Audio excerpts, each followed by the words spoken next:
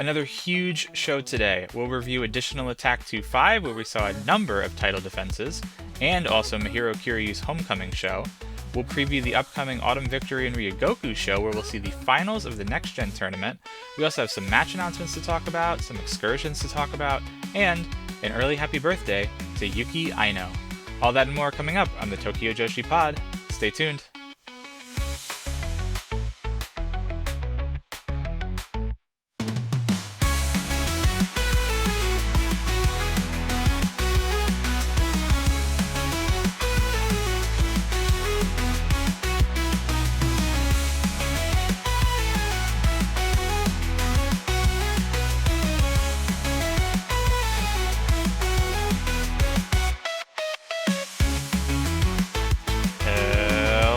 All you big children out there, konnichiwa! And welcome to the Tokyo Joshi Pod, your weekly dose of everything TJPW. I'm your host Andy Zeich, and on today's show we've got another big one this week. Two shows to review, Additional Attack 2-5 and Autumn Victory in Takasaki, which was Mahiro Kiryu's Homecoming show. We also have a show coming up this weekend, Autumn Victory in Ryogoku, that we're going to preview, and that has the finals of the Next Gen tournament taking place. Got a handful of excursions to dive into, some alumni news, and we have another birthday to talk about as well. So a whole lot coming up today. Wanted to say thank you all for tuning in today. I'm actually celebrating my own birthday this week, so that's a little bit exciting. Have some company in town gearing up for Halloween as well coming up next week. So exciting times here at the end of October for us here at the Tokyo Joshi Pod. Additional Attack came and went. Really, really good show. We'll dive into all the results. We'll talk about all the title defenses, everything that went down. Really excited to unpack some of those highs and lows. But first, before we jump into any of that, let's dive into some of the news and announcements that we received this week. And we have quite a lot of match announcements that came out. We have our first official match announcements made for All Rise 2-5. This is the next upcoming Korakuen show, taking place on Sunday, November 9th. We already knew a couple of challengers prior to these announcements. We knew that Shino Suzuki and Himawari were going to be challenging for the Princess Tag Team titles. We also knew that J-Rod was coming over from America, going to be challenging for the Princess of Princess title. But when those challenging announcements were made, we did not know who the champions were going to be. But now that Additional Attack 2-5 has come and gone, we know that Uber Eats defended their titles and Miyu Watanabe defended her title. So we have these two announcements, or these two matches that have been made official now. The Princess Tag Team titles will be on the line. Uber Eats in their V2 defense, taking on Shino Suzuki and Himawari, and Miyu Watanabe in her V2 defense of the Princess of Princess title will take on J-Rod from America, the Ultimate Athlete. In addition to those two title matches becoming official, TJPW has also announced two additional matches for this show, one of which is actually another title match, but not for any of the TJPW titles.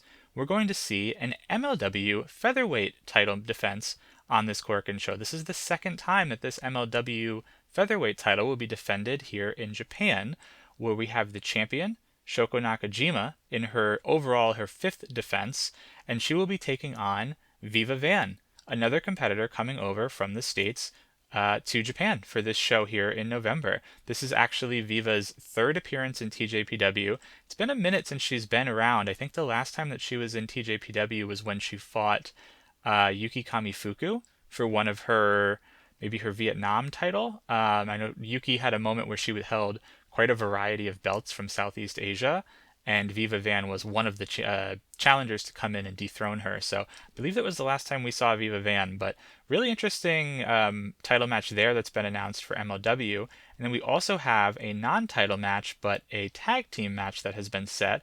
The team of Hotshot, Toga and Yuna Manase, will be not reuniting, I guess, but we just saw the team come together, so reuniting may be a bit of a strong word, but nice to see that Yuna Manase will continue to tag with Toga. Hotshot will continue to exist here so soon after their failed challenge for the Princess Tag titles.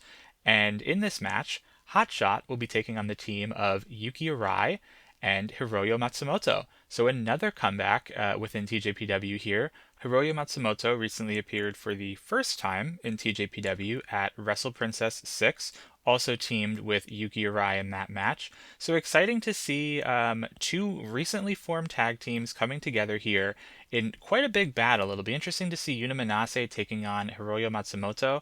I'll have to do some research before our official preview of this show to see when the last time those two faced off was. But really looking forward to this show. I think this upcoming Korakuen show is coming together quite well. I believe there's supposed to be another 4 or 5 matches announced as well prior to this show. And a little bit conspicuous by its absence so far is the International Princess title. There is currently no challenger for that title. There's currently no match announced for Arisu on this card. So maybe we'll see the next gen tournament winner, depending on who that might be, challenge for the IP title at this show. Who knows? Getting way ahead of ourselves here. We have to actually finish the next gen title, the next gen tournament first before we get to that title announcement. But really looking forward to this Korakuen show coming up on Sunday, November 9th.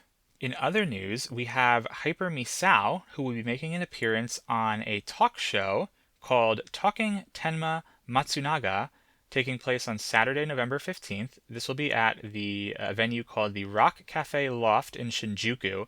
Essentially, this is like a talk event that is hosted by an individual named Tenma Matsunaga, who is the lead singer of a Japanese band called Urban Guard. This is the 42nd night, or I guess the 42nd iteration of this talk show that will be taking place, and it's called 42nd Night Talking Women's Pro Wrestling. And the way that TJPW is describing this show is that it brings together pop culture, live music. I would assume the host of the show here being the lead singer of a band, and now also Joshi as well. As we get a little bit closer to this in the middle of November, I'll take a look and see if this will be made available anywhere. Maybe it's going to be on local Japanese television. Not sure just yet. There was no announcement in terms of distribution of this, but just the announcement that Hyper Misao will be appearing on this talk show. We have some more match cards announced. The upcoming Malaysia show, taking place on Saturday, November 15th, same day as that talk event that we just talked about. The full card has been announced for this Malaysia show, which is now called Good Life Presents Love and Peace. And there's only 2 matches on this show which contain TJPW talent, and those 2 matches are a 6-woman tag. Miyu Watanabe, Raku, and Yuki Arai will be taking on the team of Kamiyu, Yuki Kamifuku, Mifu Ashida, and then a local Malaysian wrestler by the name of Poppy Shea. And then in the second TJPW match on this card, we're going to see Kira Summer tagging with Marika Kobashi. Quite an interesting pairing there. And they'll take on the team of Uda Takami and Shino Suzuki, some of the Up girls. There's also 2 additional matches that are announced for this show that contain some DDT wrestlers. There's also some wrestlers from the local company called Malaysia Pro. In total, a 4-match card. So a little bit of a smaller show here, but nice to see a few promotions come together for this. TJPW venturing outside of Japan and going into Malaysia. I believe this is the first time that they're hosting like an official show in Malaysia. I think they've sent some talent there before on more of an individual basis, but looking forward to this. No word yet on if this will be distributed. I'm not sure if this will be on Wrestle Universe or not, but I'm sure as the weeks come here, as we get a little bit closer to the middle of November, we'll have an idea of whether or not this will be accessible for us via Wrestle Universe or maybe via some other sort of streaming service or pay-per-view service. And to wrap up our news for the week, this coming Saturday, October 25th, Yuki Aino will be celebrating her 31st birthday. So happy early birthday to Yuki Aino, coming off of her unsuccessful title defense, but definitely cemented herself in that main event picture. I would not be surprised to see Yuki Aino challenge for that Princess of Princess title again in the near future, maybe at the January 4th show, maybe even at Grand Princess in Ryogoku Kokugikan next spring. We'll have to wait and see. But in the meantime, TJPW is hosting another one of these birthday streams, another birthday event.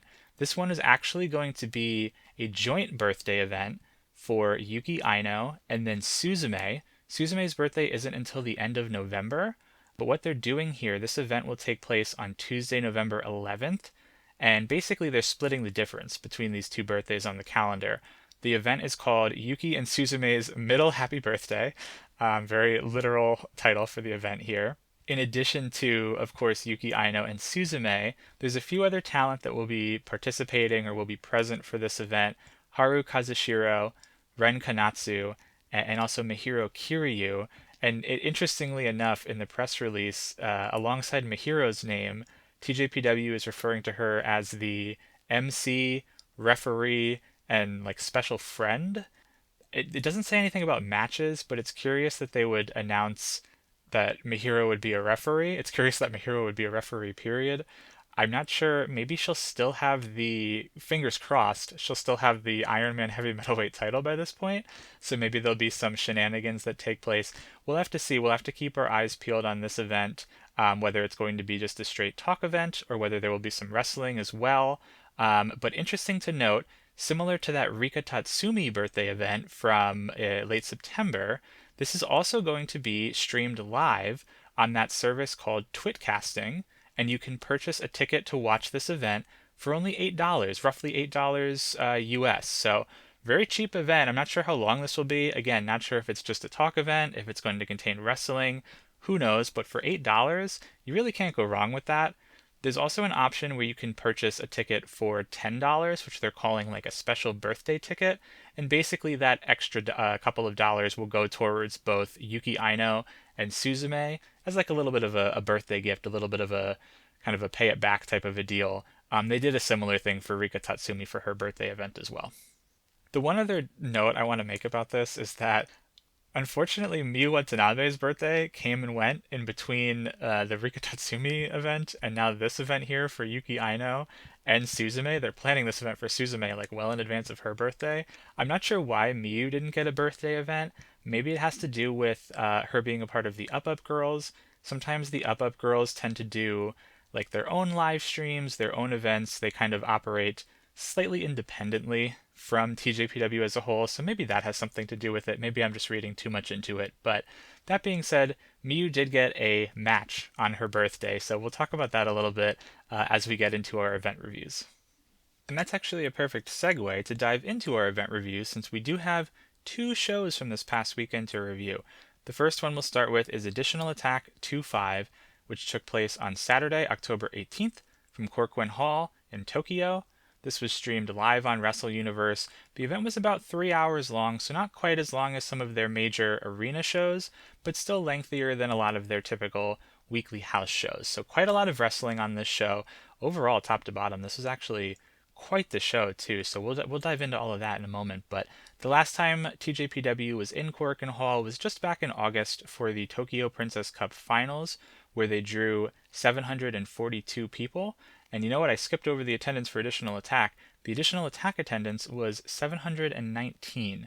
So a little bit less than the last time they were here, but still within the same range. And obviously with this show, there were multiple title defenses on the line.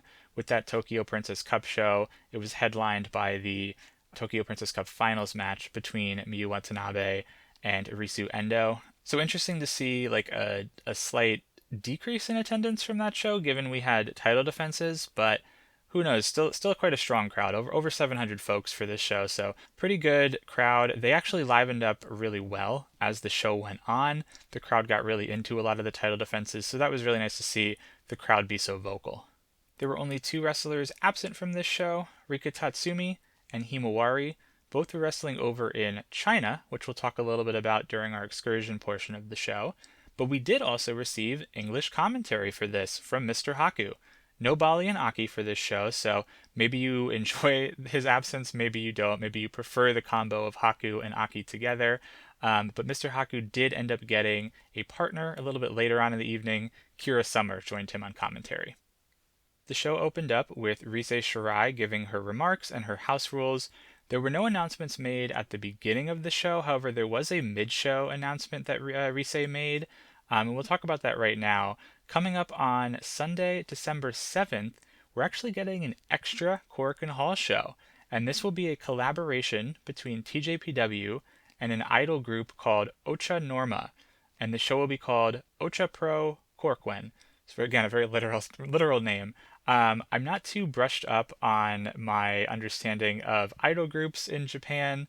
From what I've read, a lot of the TJPW girls are fans of Ocha Norma. Ocha Norma had recently some sort of a large show somewhere, so they have quite a lot of buzz around them. So it'll be curious to see a collaboration show here with an idol group that is not necessarily the Up Up Girls. I know we've seen those types of shows in the past with TJPW. I imagine that this December 7th Korakuen show will be probably half wrestling, half concert style. But we'll have to see. The way that they are announcing this, it does sound like it will be on Wrestle Universe. So nice to see a little bit of an extra show that we got coming up in December around the holiday season. The Up Up Girls came out and sang Love You More, Labimoto. Interesting that we did not see Kawatsuyo Challenger, the song that they debuted at last weekend's show. But there are two shows this weekend, so perhaps in the Sunday show we'll get Love You More, Labimoto. But Labimoto, very good song. It has really caught on with me. I enjoy it quite a bit. Again, if you like it as much as me, there is a digital download available. There's also that music video that's on the Up Up Girls YouTube channel as well. And I have to say, we still do not have Raku's Train of the Day. I really hope that Raku has not retired the Train of the Day. It's been at least a handful of Korakuen shows, and I believe some of the arena shows as well, where we have not gotten a Train of the Day. I do not know what's going on. I hope the Train of the Day comes back soon, and I hope that Raku has not retired that part of her character. The Train of the Day has been a lot of fun. Perhaps I'll do some digging to see if I can understand maybe why this went away or when Raku's Train of the Day will come back, but hopefully soon. The show opened up with a tag team contest between the team of Ren Kanatsu and Mifu Ishida, taking on the team of Kira Summer and Chika Nanase. Kira and Chika tagging together here prior to their Next Gen tournament match taking place the following day. Both Kira and Mifu had some new hairstyles here, so nice to see them kind of changing up for one of the bigger shows of the year. Chika and Kira come out to Kira's entrance music, which normally isn't too big of a deal, but interesting to see, especially given that they will be competing against each other on the following day. Does this mean that maybe Kira's going to win that match? Does this mean nothing at all? Am I overthinking it? But these are the little things that I try to pick up on, especially as we're in the midst of a storyline here and a tournament here between these two competitors. We have combinations of all four women to start us out. Some really nice tag team offense from Chika and Kira, which was cool to see. They had a nice like elbow and leg drop combination. Worked really well together. Had some really great chemistry. This match overall, though, was won by Kira Summer, who ended up pinning Ren Kanatsu with a Samoan drop at 7 minutes and 9 seconds. There were some brief words afterwards between Kira and Chika. Nothing too exciting. Chika did raise Kira's arm. They left together, literally arm in arm. They left. A little bit surprising that we didn't see any sort of like contention between the two of them, or I wasn't expecting like severe miscommunication or maybe they lose, based on miscommunication, but certainly was expecting maybe a little bit more to further that match for tomorrow rather than the rah rah, we're happy, we like each other, we can team together story. I'm not saying that's a bad story, but it would have been interesting to see a little bit more kind of friction between these two competitors leading into that very important match on the following day. The next match of the show was the five-way DDT Ironman Heavymetalweight title defense. Again, already laughing as I say Ironman Heavymetalweight title. This was a five-way between Raku, Pam Harajuku, the champion, Mahiro Kiryu, Suzume, and Kaya Toribami. Now, TJPW did announce that there would be special rules for this match. There was nothing that was announced in terms of rules. The only thing that was announced was that it would be held for the Ironman title, so perhaps that's the special rule. But no sort of crazy stipulation or anything like that. But that doesn't mean that this match was absent of anything crazy. What was announced was that the winner of this match will win the Ironman title, even if they do not pin Mahiro. So anybody could be pinned in this match, and that individual who made the pinfall would become the champion. Pam came out wearing a corner turnbuckle pad. Very odd costume for Pam. Raku came out still without her pillow. We haven't seen Raku's pillow in a little bit. She's been bringing to the ring this like giant blanket, this like duvet instead of the pillow.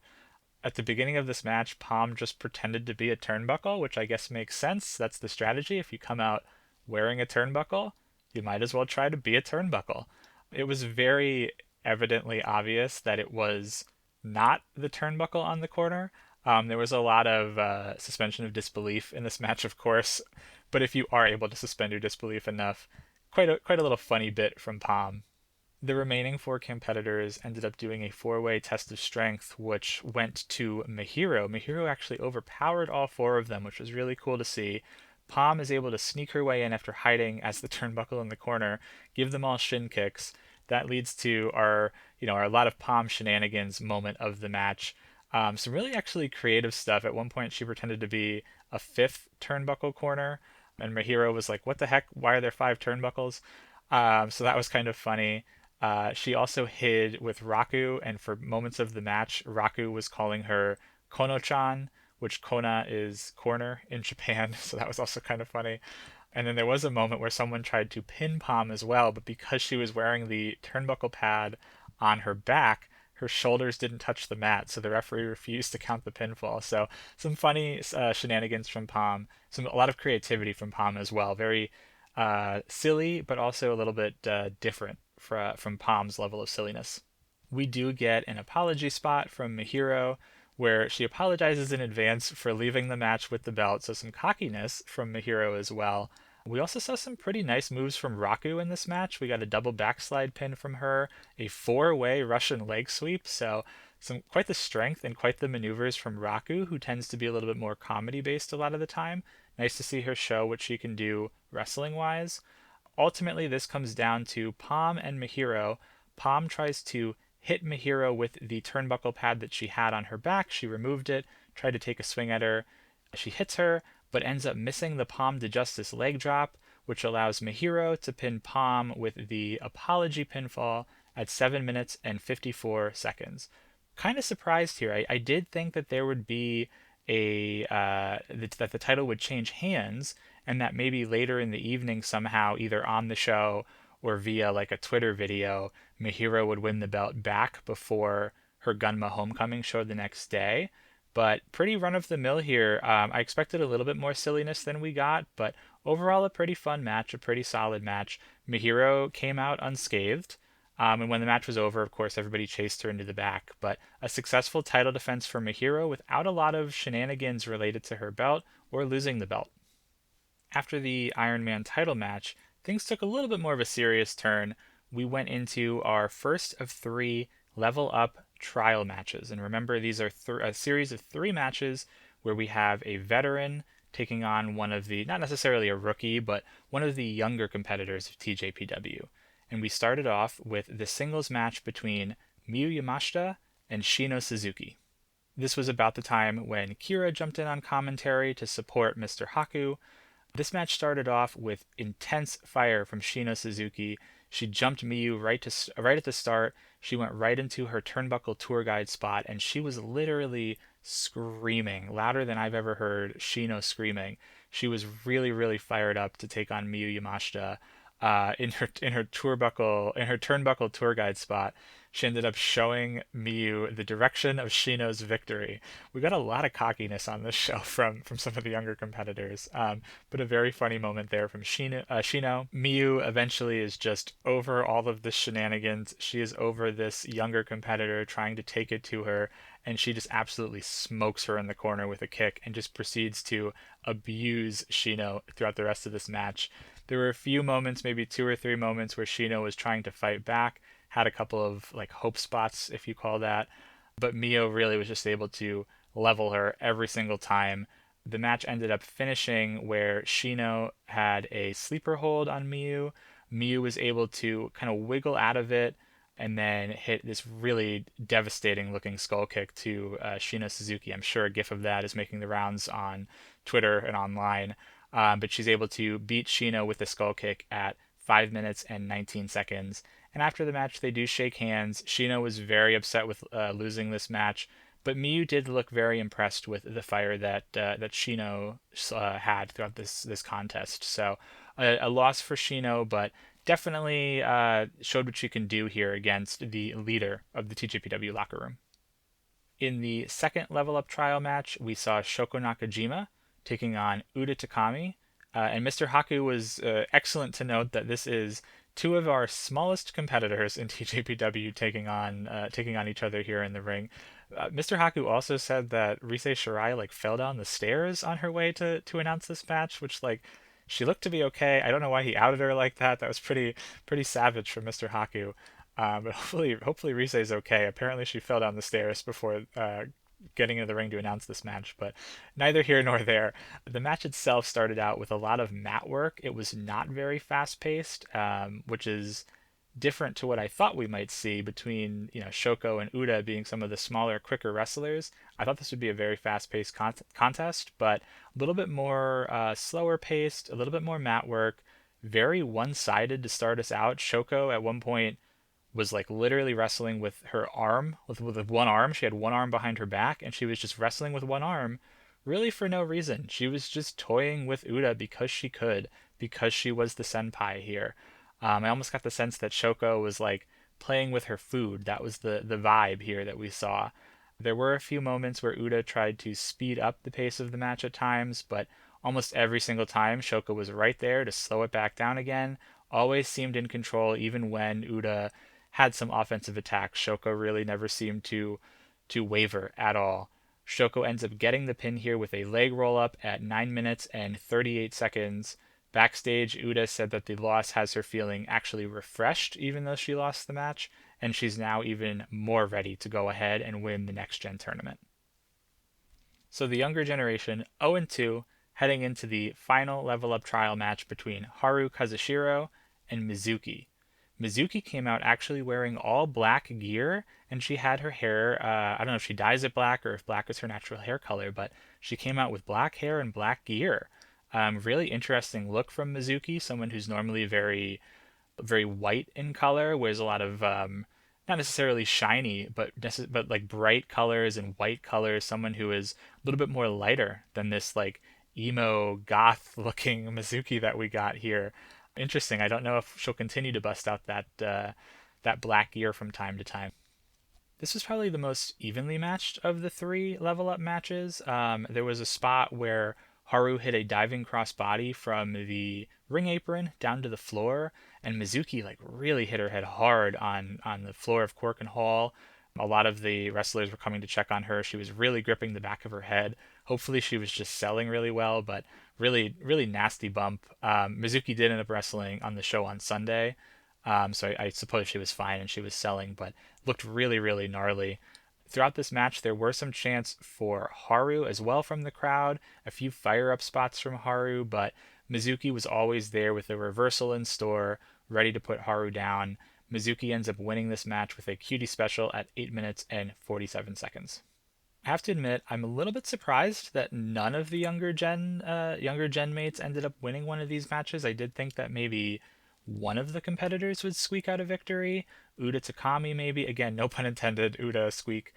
But I did think that one of them would pull out a victory, potentially Uda just because of her momentum with the next gen tournament, potentially Shino just because we've seen Miyu Yamashita take like flash pinfalls in the past or surprise pinfalls. She doesn't seem to be above that, but all in all, ended up going 0-3. That being said, I think all of the younger generation looked about as good as you can in defeat in all of these matches. This is almost like the best case scenario without any of them picking up a victory. I thought each of the matches were structured really well too. Each younger generation member really showed a lot of fire, a lot of passion. They really came into each of these matches not shying away from the competition, not shying away from a more senior level of competition with the senpais that were in the ring with them. But that being said, it was the matches were designed where the veterans always knew how to counter a maneuver, put down a maneuver, and remain in control throughout. You really saw the veteran experience come through at certain times. I thought all three of these matches were really good. Would definitely recommend going to see all three of them. None of them are longer than 10 minutes, so you can breeze through each of these and get some really quality wrestling. The next contest was another singles match. This was billed as a first-time singles match between Yuki Arai and Hyper Misao. And given that this was billed as a first-time one-on-one, I was really looking forward to a competitive match here. That being said, I guess we did get a competitive match, but it was a little bit different from your standard wrestling match. This was kind of an impromptu, what they called a Quiz Millionaire match, and Quiz Millionaire seems to be Japan's version of Who Wants to Be a Millionaire. Very similar type of a design for this match. If one of the competitors was able to get a 2 count fall or a rope break, that competitor then must answer a personal question about their opponent. What was really funny is that they actually really leaned into the whole millionaire lifelines, and they brought out Miyu Yamashita and Shoko Nakajima to out to ringside. They were like the phone of friends for each of the wrestlers, which was pretty funny. The first fall was picked up by Yuki Arai, and the question that she received is, "Where is Hyper Misao's hometown of Gotham City?"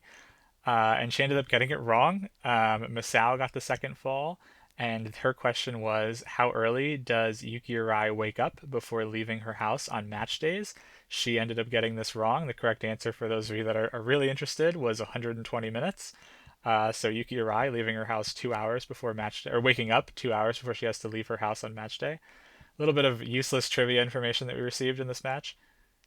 Misao ended up using her cold spray to hit the third fall, and in a funny moment, she ended up having to guess the lyrics for a famous SKE48 song.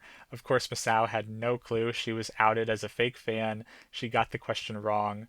The wrestler that was holding up the questions and the multiple choice answers was Ren Kanatsu, and Ren is on record as a massive SKE48 fan and is obsessed with them. And you could just see that she was like shaking that she knew the answer, and she was so upset that Misao didn't know it, and she wanted to be a part of this so bad beyond just holding up the question card. So I thought that was a really cute moment for Ren. Misao ended up getting Arai into a rope break, so she got a second question back to back. Her question was what Yuki Arai's zodiac sign is. This was when she decided to use one of her lifelines and phone a friend. She literally pulled out her cell phone, called Shoko Nakajima, who was sitting like maybe 20 yards away from her, who answered her cell phone, and they were talking together on the cell phone asking about Yuki Arai's zodiac sign. Shoko gave her the wrong answer. Yuki Arai is a Taurus, if any of you are interested. So still, no one winning the match by answering a question correctly yet. Yuki Arai got the fourth fall. She was asked what energy drink Hyper Misao drinks before each show. She had no idea. She was thinking about using one of her lifelines to phone a friend, and Miyu Yamashita was there and ready to help out. But Yuki Arai said, "You know what? I'm not going to do that. I don't trust her." And that really pissed off Miyu Yamashita. She ended up using the Ask the Audience lifeline. Ended up getting the question wrong, though. Red Bull is what Hyper Misao drinks before every show. Yuki was actually able to get another fall, the fifth fall of the match, and she was asked Hyper Misao's favorite sushi dish, and she actually got this correctly. The answer was salmon roe, like fish eggs, like salmon eggs. Misao was very upset with this. She thought it was just purely based on luck that she answered this question and not actually knowing the answer. But that's neither here nor there. Yuki Arai won this little quiz show match at 11 minutes and 26 seconds. After the match, Miyu Yamashita at ringside pulled out her cell phone and literally called Yuki Arai, and Yuki Arai had to answer her cell phone. Miyu was very, very upset that she was not consulted throughout this and she had to sit outside, especially as the leader of the promotion. A lot of comedy here. It was a fun match. It was a very funny match. I certainly enjoyed what we got here, but I will admit, slightly disappointing, as I was expecting a more traditional match, especially given that they billed it as a first time one-on-one. But it was fun at the end of the day.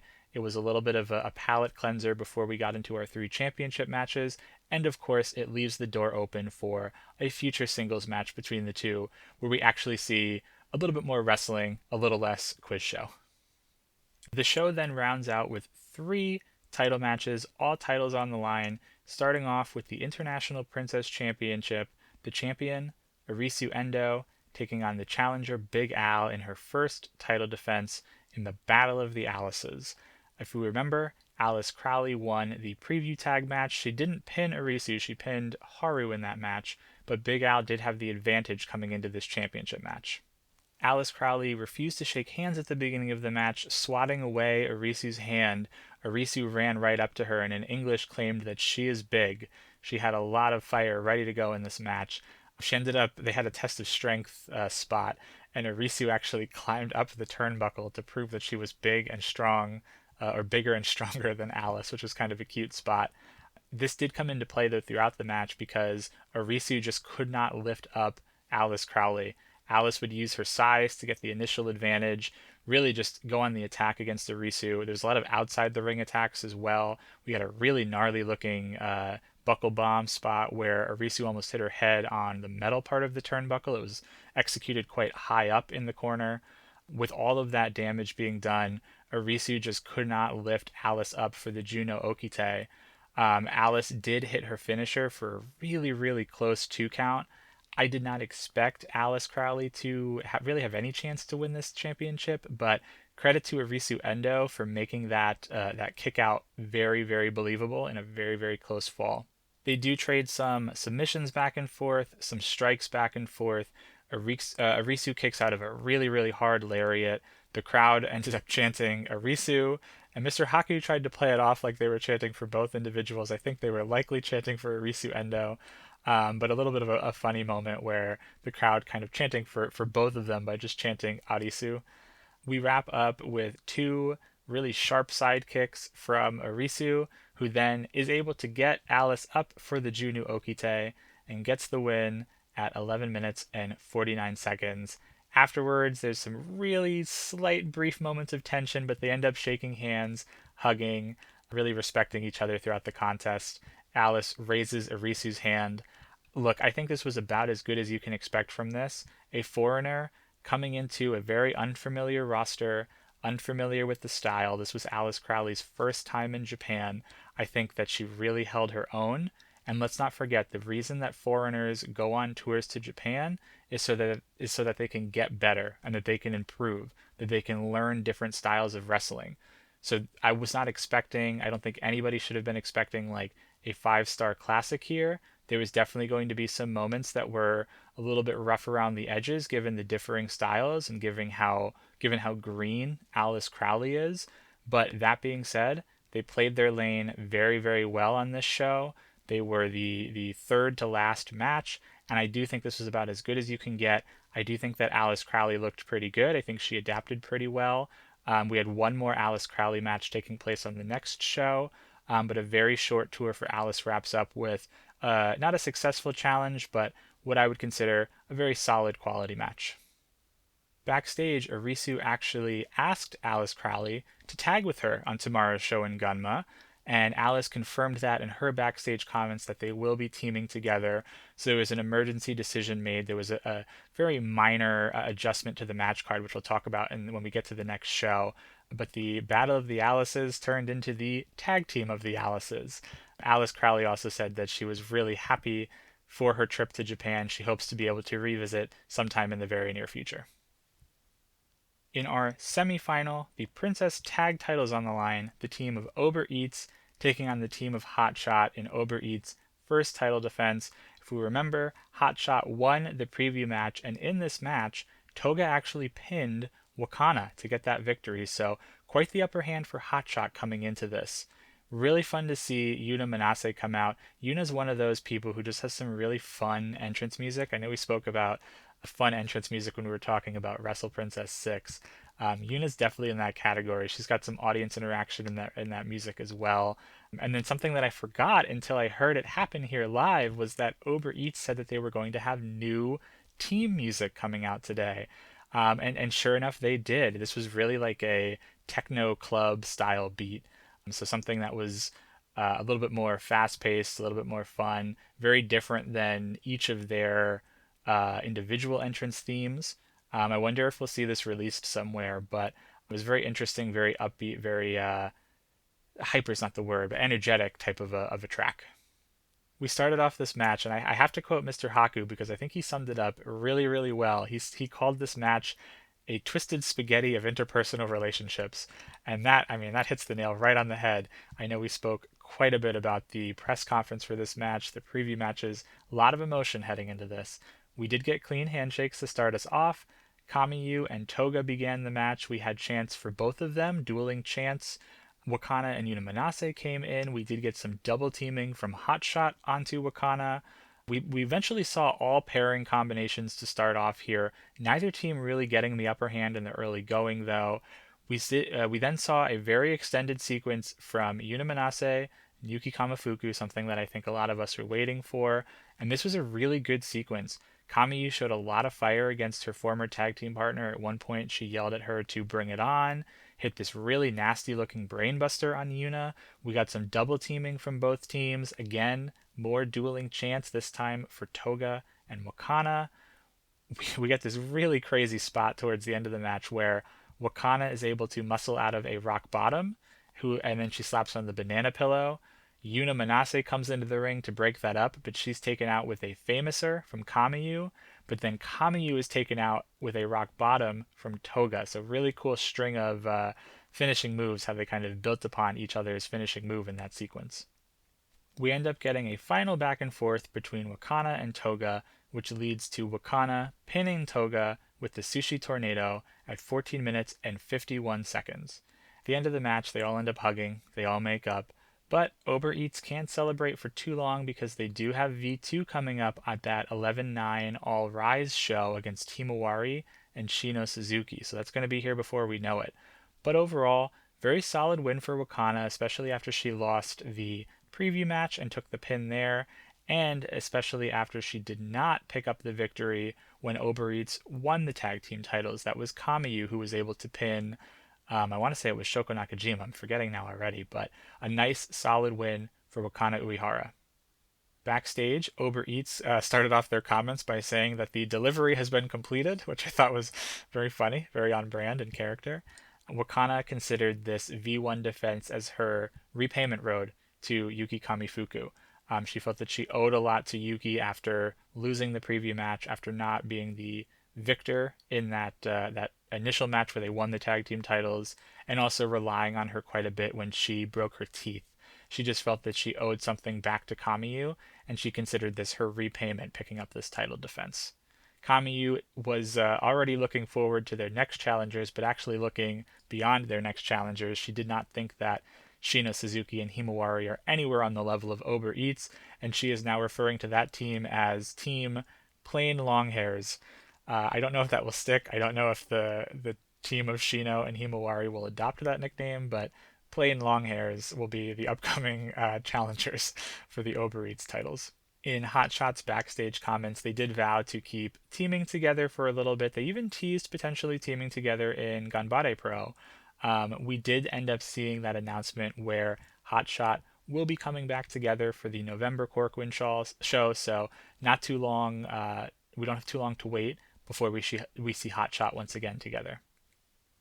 And in our main event, the Princess of Princess title on the line, Miyu Watanabe in her first title defense taking on the challenger Yuki Aino. Preview matches were 2-1 in favor of Yuki Aino, or 3-1 if you do count the press conference thumb war. The head-to-head singles match records here are 2-1 in favor of Miyu Watanabe. Miyu comes out. She actually has a little bit of a prelude to her entrance music, which she is describing as like a princess prelude. She also had a bow on that was like the size of her head. It was the biggest bow I've ever seen. We start off this match with some strong shoulder tackles, very on brand for both of these wrestlers. That's what we saw in a lot of the preview matches. Aino is able to overpower Miyu and actually hit a shoulder tackle on the apron out to the floor, which was really, really neat. We got an early look at that twisting senton from the apron out to the floor, and then we got a shoulder tackle on the floor that just sent Miyu Watanabe literally flying into the ringside chairs. She made it all the way out to the bleachers. It was really, really strong, intense shoulder tackle outside. After Miyu recovers, we get even more shoulder tackles outside. That's been like 90% of the moves we've seen in this match so far are shoulder tackles. Miyu was able to drive Aino into the ring post, into the ring apron, really putting a lot of pressure on Yuki Aino's back. That seems to be her plan of attack here. In the ring, Miyu continued this plan of attack, hitting a few backbreakers before Aino is able to power out, go back on the attack. They end up going back and forth, trading some very powerful attacks. We do get a giant swing, and we also get an avalanche side suplex from Yuki Aino. Crazy move, crazy strength from Yuki. Aino is able to block a teardrop attempt and locks in the full Nelson of Love and Fire. Miyu is able to bridge out of the full Nelson. Aino, though, hits her Venus DDT. She sets up to go for the ultimate burning Venus, but that is reversed into a teardrop from Miyu Watanabe. Miyu ends up hitting her newer variation of the teardrop, the spinning teardrop, finally puts Yuki Aino away at 17 minutes and 49 seconds.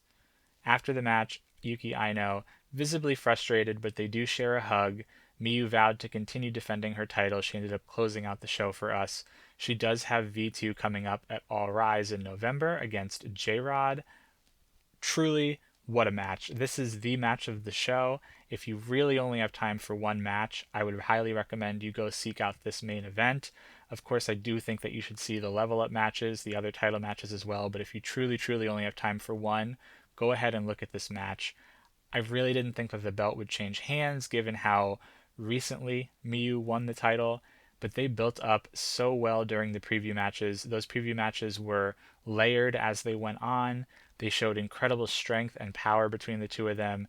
I mean, Miyu has to be one of the strongest competitors on the roster. After this, I wouldn't be surprised if Yuki Aino is seen as one of the strongest competitors of the roster as well. I'm waiting for them to run this back. Hopefully they do it at an arena show, maybe Grand Princess, maybe the January 4th Korakuen show, but I would absolutely love to see this again. I thought this was a wonderful match. Backstage, Miyu says she needs to do a little bit of research on J-Rod. She wasn't too familiar with her, but she did see the promotional graphic for the match, and she noticed how big and strong she was. Miyu was also very excited for her birthday coming up the day after this show. She forced one of the members of the press to sing a song for her. Love Miyu's interactions with the press. They're very underrated. I don't think enough people see them because they just kind of put them up on Twitter, but very fun moment where Miyu forced a member of the press to sing to her.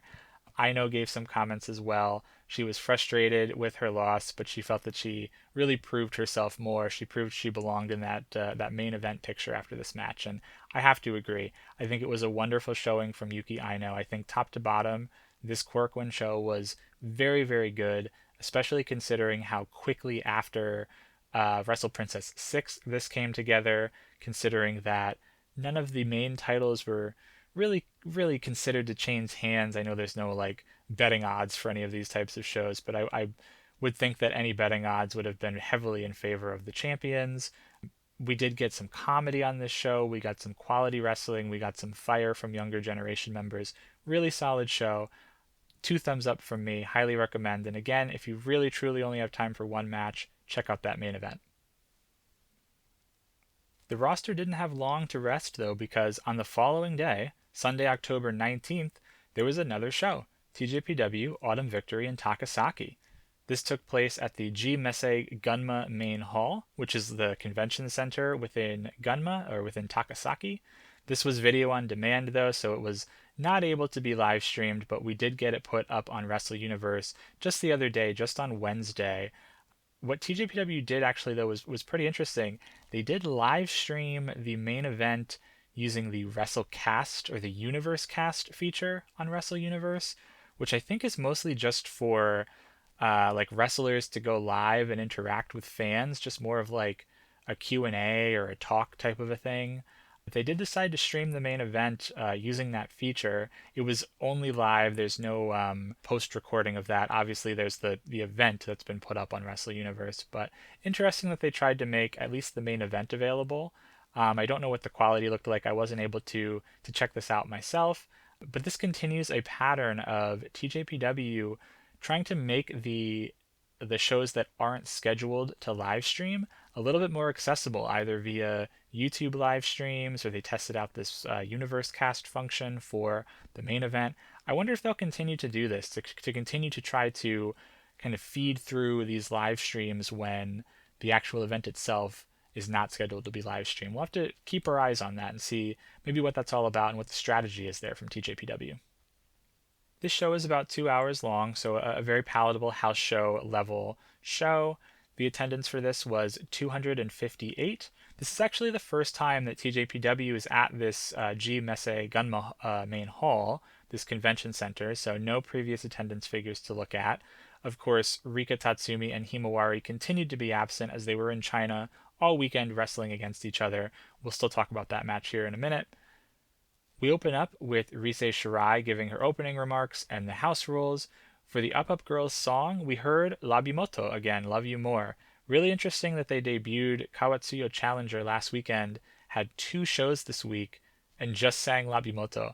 So I'm not sure if we'll hear Kawatsuyo Challenger again. Maybe they're kind of holding it for another show, but we'll see. There's definitely quite the catalog of Up Up Girls songs that they can now pull from for these shows.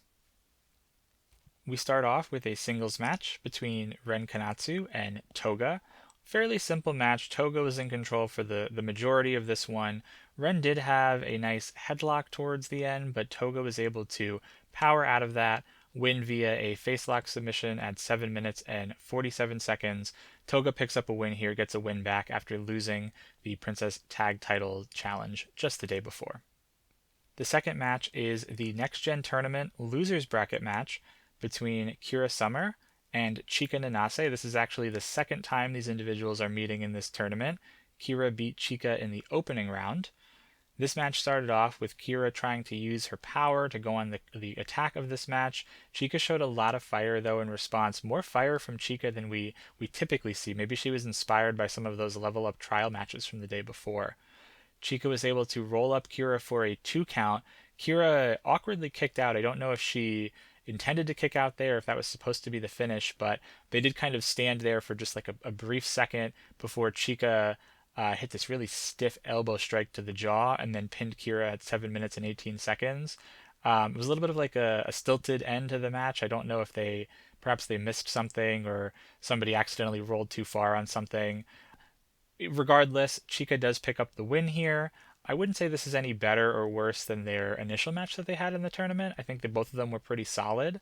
Kira does get eliminated from this tournament, which I didn't have in my bracket. I thought Kira would go on here, but Kira gets eliminated. Chika moves on to face Uda Takami in the finals on the 26th in Ryogoku. The two shake hands afterwards, and backstage, Chika vowed to win this whole tournament. She did say that she wants to keep tagging with her best friend, Kira Summer. Kira was frustrated over the loss and losing to her best friend, but she kind of showed a little bit of bittersweet support for her as she moves into the finals. The third match, another singles match between Miyu Watanabe and Mifu Ishida. This is Miyu Watanabe's birthday match. Lots of support from the crowd as Miyu came out. I think they handed something out because quite a few of them held like little 8x10 pieces of paper. They said something. I wonder if they said maybe happy birthday. I'm not too sure, but a lot of the folks in the crowd had these little pink pieces of paper in support of Miyu. Miyu was able to overpower Mifu to start, but Mifu was really using some of her flexibility in this match to evade some of the strong strikes from Miyu. She ended up giving her a little bit of a birthday cheer at one point and kind of doing some cheerleading, wishing her happy birthday, leading the crowd, not necessarily in a song, but more of like a chant, like a cheerleader cheer. It ended up actually being a ruse, though, because she tried to then roll up Miyu and steal a pin, but Miyu wasn't having any of that. She ended up getting Mifu to submit using the Canadian backbreaker at 8 minutes and 38 seconds. This match was a little bit more competitive than I thought it would be. I thought Mifu got a pretty decent amount of offense in, which was really nice to see, but a happy birthday to Miyu Watanabe, picking up the victory, a little bit of a birthday present. We then had a tag team match with Kiraku Kiyome taking on the team of Raku and Yuki Aino. During Hyper Misao's pre-match mic performance, Yuki and Raku actually fall asleep under this very large duvet that they brought to the ring. Of course, it was all just an ambush attack on Kiraku Kiyome. They ended up wrapping them up in the duvet and then taping them together inside of this duvet. They rolled them to the outside of the ring, and of course, Kiraku Kiyomi have trouble getting back in because they're tied together like back to back in this duvet. So a funny moment where they almost got counted out. While they're attempting to get back in the ring, Yuki and Raku are actually having a picnic in the middle of the ring. They brought some snacks with them. What ends up happening here is that Yuki and Raku actually have trouble pinning Kiraku Kiyome. because the two of them are tied together. They can't get their shoulders on the mat since they are back to back. So a little bit of a backfired plan for Raku and Yuki. Masao and Shoko are able to actually power out of this duvet, this taped up duvet. Things get a little bit more serious. We have a really nice pairing between Yuki Aino and Shoko. Shoko ultimately wins this match for her team by pinning Raku with a diving senton at 10 minutes and 50 seconds. Our next match, a 6-woman tag team match, the team of Ober Eats and Kaya Toribami taking on the team of Shino Suzuki, Uda Takami, and Yuki Arai. Originally, Big Al was supposed to be in this match instead of Shino Suzuki, but Shino actually subs in as they kind of tag team in and out here, no pun intended. But what this nicely sets up for us is our first preview match for the Princess Tag Team title match coming up in November at the Cork and Hall show. So Shino gets her first crack at Ober Eats. We get some variety of pairings to start this off. Uda and Kamiyu, certainly the most fun duo that we saw in the ring together here. Kamiyu definitely was getting annoyed with Uda's offense. Uda was really trying to play like the little goblin type of energy and get the upper hand on Kamiyu. Shino eventually came in and we got some of the first taste of her taking on Ober Eats. Showed quite a bit of fire again. Shino is on quite the roll here with the intensity that she's bringing into her matches. A few more pairings end up giving us Kaya Toribami and Uda in the ring, which ultimately leads to Kaya pinning Uda at 12 minutes and 53 seconds after hitting the Sento Choryu, which is like her springboard twisting. It's not a senton. It's quite the maneuver. It's like a springboard twisting dives type of an attack. You'll know it if you see it. It's really impressive. But she absolutely crushed Uda on this. I don't know if she landed on her a little too on the nose, and maybe didn't overshoot the way that she was supposed to, but Uda got leveled here. She ended up like impulsively kicking out of the pinfall, and I think it was more of just like a wince in pain, something like that. That her shoulders certainly were not on the mat when the 3 count was made. Obviously, this was not intentional. There's no storyline here. There's nothing to that effect. It was purely Uda just being a little bit too hurt. Maybe she got the wind knocked out of her. She did nod that she was okay to the referee.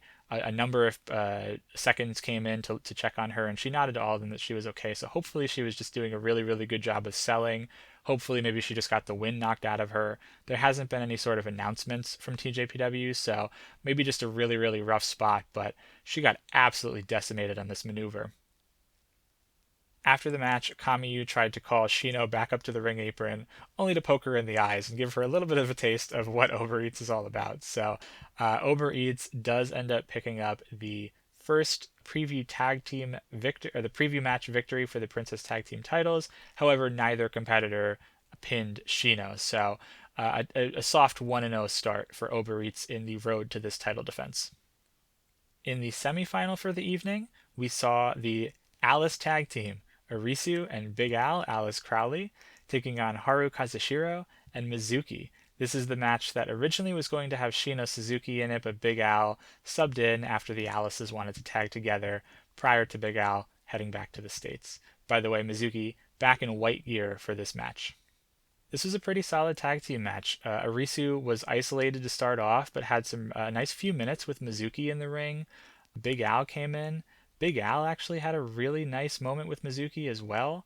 Haru came into this match, also held her own really, really well against Arisu. I thought all competitors looked pretty sharp. Of course, you have a competitor like Mizuki in there who looks good, regardless of who she's wrestling, but I thought all 4 of these women really brought it. Maybe we even see an IP challenge from Haru in the near future. I think that's how good Haru looked in this match. Ultimately, though, Arisu picked up the win for her team, pinning Haru with the Juno Okate at 11 minutes and 40 seconds. Good match, good outing for Big Al. Big Al did return back to the States the following day after this match. I thought this was a nice little excursion, if you will, for Alice Crowley. I thought she held her own. I didn't think she looked too bad. I didn't think she stood out the way that some of the other foreigners in the past might have, but would be interested in seeing her coming back. I really liked the story arc that they told. Maybe they found it along the way, but Big Al trying to intimidate Arisu, being much taller than her.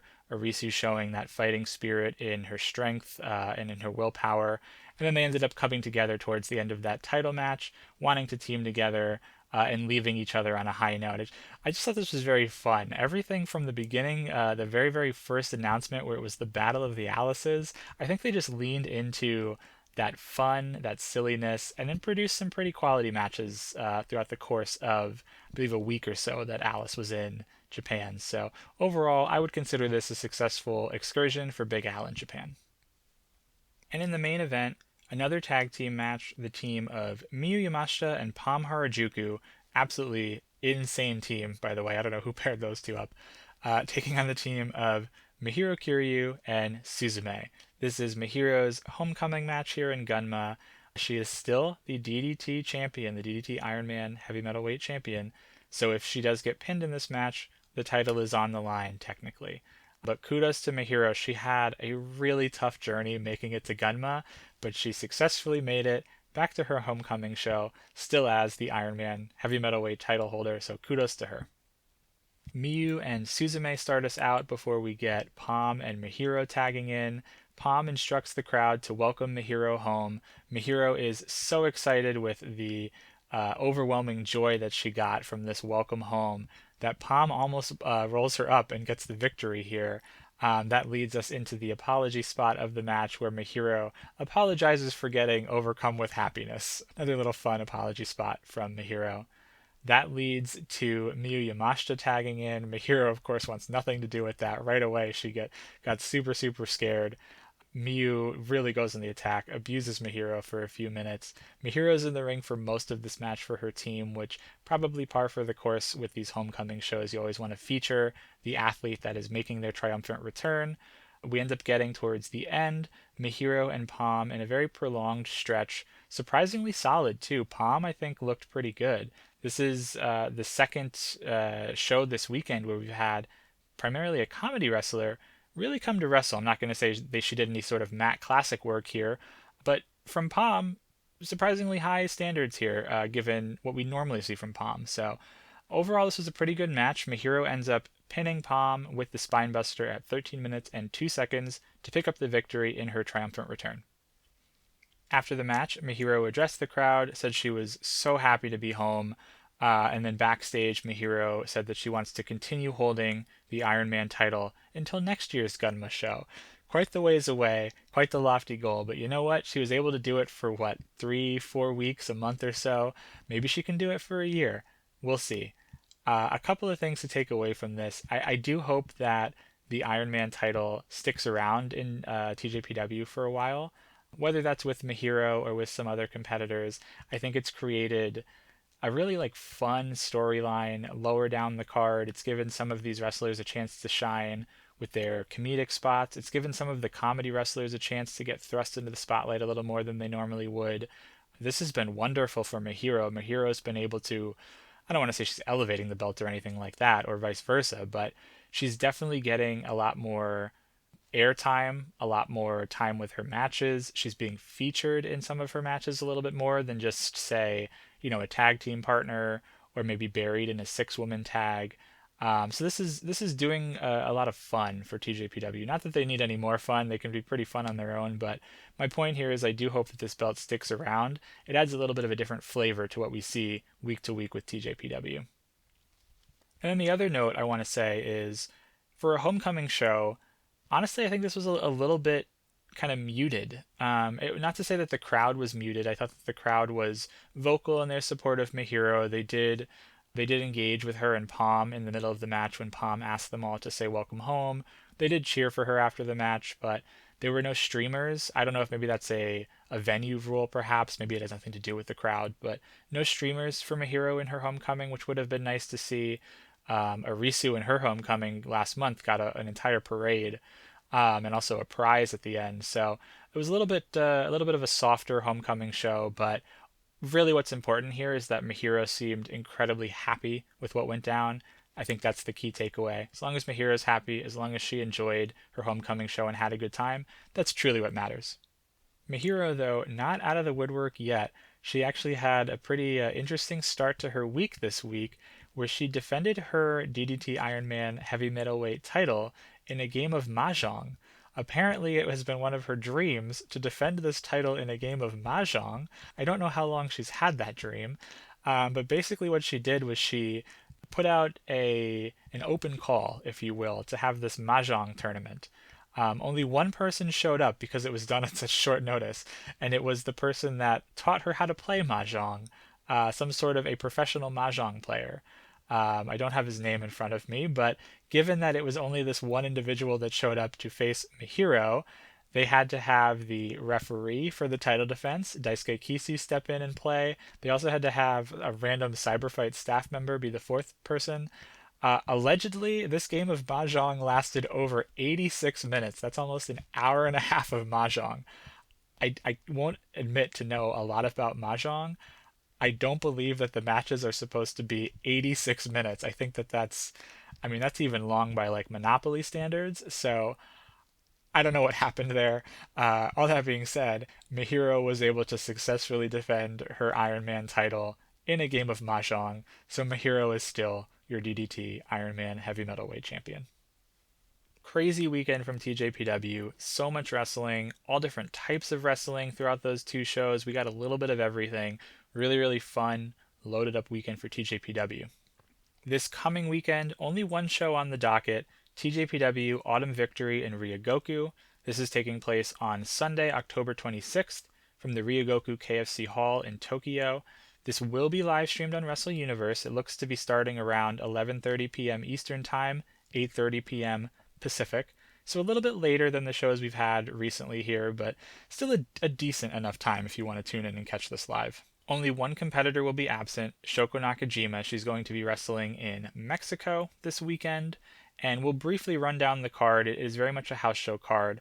We have a singles match between Ren Kanatsu and Arisu Endo, a singles match between Mizuki and Toga, a tag team match between Rika Tatsumi and Mahiro Kiryu, taking on the team of Raku and Hyper Misao, a tag team match with Miyu Yamashita and Kaya Toribami, those two teaming again back together again here after taking a few weeks off from each other. They will take on the team of Pam Harajuku and Suzume. We'll have a six-woman tag, Ober Eats and Kira Summer, taking on Shina Suzuki, Himawari, and Haru Kazushiro. That's the second preview tag for the upcoming Princess Tag Team match at All Rise.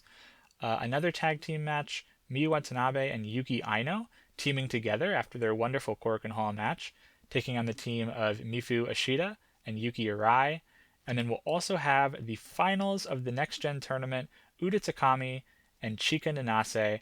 I'm slightly surprised that Chika is here, I do have to admit. I wonder if she goes on and wins and maybe challenges for the Princess Tag titles, although we do have challengers lined up already for that. Remember, too, this is double elimination. So if Uda loses, Uda has to lose 2 matches. So if Chika's able to beat Uda in the first match, they will immediately play a second match to see who will be the winner. But if Uda wins, Chika already has that one loss. So 1 victory needed for Uda, 2 victories needed for Chika as we go here. I would be surprised if they don't do both matches and play this out to the full extent. I'm going to keep my pick strong. I'm going to stay with Uda Takami. I think Uda wins this tournament. And I'm going to go out on a limb and I'm going to say that she challenges for the International Princess title. We don't have a challenger for the upcoming Korakuen Hall show. I'm going to go ahead, pick Uda, and I'm going to say that she challenges Arisu Endo for the International Princess title. And if all of that wasn't enough wrestling, we actually have quite a lot of graduates, quite a lot of excursions this week to talk about too. We'll start off with some of the graduates. On Thursday, October 23rd, today, as I'm recording this, there is a tag team match on tonight's episode of Ring of Honor Honor Club. Yuka Sakazaki will be teaming with Alex Windsor to take on the team of Aaliyah James and Billy Starks. There's still no date for this Yuka's Pure Women's title tournament match. I don't know why this is taking so long. This Pure Women's title tournament has been going on for, I think I read the other day, like 4 months now since they announced it. Probably the longest title tournament I think I've ever seen in wrestling history. Don't quote me on that. I don't know if that's true, but this is really stretched out considerably long. I wonder if tonight we finally get a date. Keeping in mind too that the Yuka Sakazaki and Serena Deeb tournament match is the first round match. Like they're not even past the first round. I know this isn't a huge tournament, but Come on, this is taking forever. I am looking forward to that match when it does come around, but TBD on the date still. We also had Maki Ito wrestle. Maki wrestled on October 19th at Kyushu Pro, an event called Kyushu Pro Ogori Citizens Festival 2025. I don't think that this was televised or broadcast anywhere, but it did take place on October 19th. Maki Ito teamed with Tajiri, who some of you may remember from back in the day with WWE, WCW. They also teamed with an individual named Charles Crowley. Not sure if there's any relation to Alice Crowley, probably not. And they defeated the team of Jet Wei, One Kyushu, and Princess Pistachio. I don't know much about Kyushu Pro. I just happened to see that Maki wrestled a match. I think this is her first match since leaving TJPW. Interesting one to see her team with Tajiri. That's kind of cool. Not familiar with any of these other competitors, although Princess Pistachio sounds like a great wrestling name. Interested to see what he or she is all about. But nice to see Maki Ito start up her post TJPW career, getting some bookings, this one in Japan. Sayuri Namba also had a brief moment in the news. She celebrated her birthday this past week. So a happy belated birthday to Sayuri Namba, her first birthday that she celebrated living in Canada. She was actually doing some ring announcing at like a local Canadian show. It was themed for Halloween. She had on this really cool looking like zombie or ghost makeup. She looked terrific. It looked really creepy with this on. The promotion, the wrestlers, the staff of this show actually surprised her afterwards by giving her a cake and singing to her. So nice moment for Sayuri Namba. Happy belated birthday. I'm happy that she's really finding her footing so far away from home in Vancouver, that she's doing some ring announcing still working with wrestling, still being associated with wrestling. She really seems to be enjoying her time there and enjoying the decision that she's made. So happy birthday, Sayuri Namba. A few other graduates still to touch on. Busy week for the graduates. Unagi Sayaka held a produce show on October 21st in Japan. I don't think this was one of her bigger ones. There's not much information out there online, so I don't believe it was televised. Maybe it will be released at a later time. But Unagi did hold her latest produce show on October 21st. And then Mina Shirakawa, back in the United States, wrestling for AEW once again.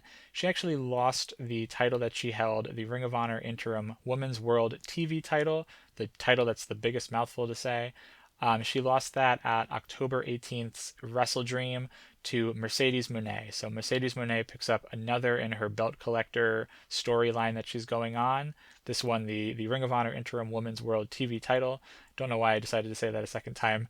There's also a moment backstage at this show where Mina and Toni Storm came together, and it seems like they're going to be challenging, or at least in some sort of a bracket for the initial AEW women's tag team titles. So we'll continue following Mina on that journey. Maybe she'll win those women's tag team titles. And then rounding us out, we have a few excursions to touch upon as well. Kaya Toribami wrestled in Dallas a few weeks ago on that VIP Setting the Bar 11 show. Haven't had a chance to watch this, but I did find out that if you are interested in seeing Kaya Toribami wrestle, it was against Vert Vixen and Maya World in a three-way match. It's available on High Spots Network, so you can sign up on High Spots Network. I believe it's like a monthly fee, maybe like $10 or something like that. If you do want to see this match, Kaya did share some pictures of her time in Dallas. Seemed like she had a really good time, so hopefully Kaya will continue to come back to the States. On Saturday, October 18th, Rika Tatsumi and Himawari wrestled against each other in China at a promotion called Fight VGM Fight, and the name of the show was FVF Wushu Volume 2 in Wuxi, Jiangsu, China. I'm not very good with Chinese, so I apologize if that is butchered immensely. Rika Tatsumi did defeat Himawari in this match. I don't know if this is televised either. I'll keep an eye out to see. I would venture to guess it won't be, but really cool to see both of these women head on over to China, have a match for the Chinese crowd. And then upcoming on Friday, October 24th, which will be the day that this show releases, Shoko Nakajima is in Mexico wrestling in the CMLL Women's International Grand Prix. They host this, I believe, every year. They usually have a Mexican team and then an international team. Shoko, of course, on the international team. in a little bit of a weird roundabout thing. She's actually representing MLW, Major League Wrestling. She's not representing TJPW, but whatever. Shoko Nakajima wrestling in Mexico here in the Women's Grand Prix. Also on her international team, Mina Shirakawa is going to be a part of that. Tekla, formerly of Stardom and currently in AEW, is going to be a part of that. There's a few other wrestlers from AEW and Ring of Honor. I think the rest of, I believe it's the rest of the Triangle of Madness is also there. And then we also have FWC from Stardom. So interesting. We're going to see some Stardom wrestlers, some former Stardom wrestlers, and a TJPW wrestler / in parentheses MLW wrestler taking all together on the same team, taking on Team Mexico. So that will be Friday, October 24th, the day that this show comes out. I believe that CMLL puts a lot of their content on YouTube. I believe, though, that it is behind a paywall, some sort of a membership, YouTube channel membership. That being said, CMLL posts a lot of digest videos and highlight videos, so I'm sure in the coming weeks there'll be a highlight video posted for this match as well. Whew. And that brings us to the end of this episode. Great googly moogly, that was a long one. I definitely need some cold spray and some ice packs after that. On next week's show, we'll review the upcoming Ryogoku event. I wonder if we'll know who the Next Gen tournament winner will be challenging by that point as well. We'll also preview the first November show, November just around the corner, TJPW Autumn Victory in Shinjuku, Volume 2. I hope you enjoyed the show today. If you did, you can subscribe wherever you get your podcasts so you don't miss out on any future episodes. You can follow us at Tokyo Joshi Pod on Instagram, TikTok, and X. If you want to email the show, you can send us an email, tokyojoshipod@gmail.com. But above all else, remember to keep your hearts burning, stay magical, my friends, and we'll see you next week on the Tokyo Joshi Pod.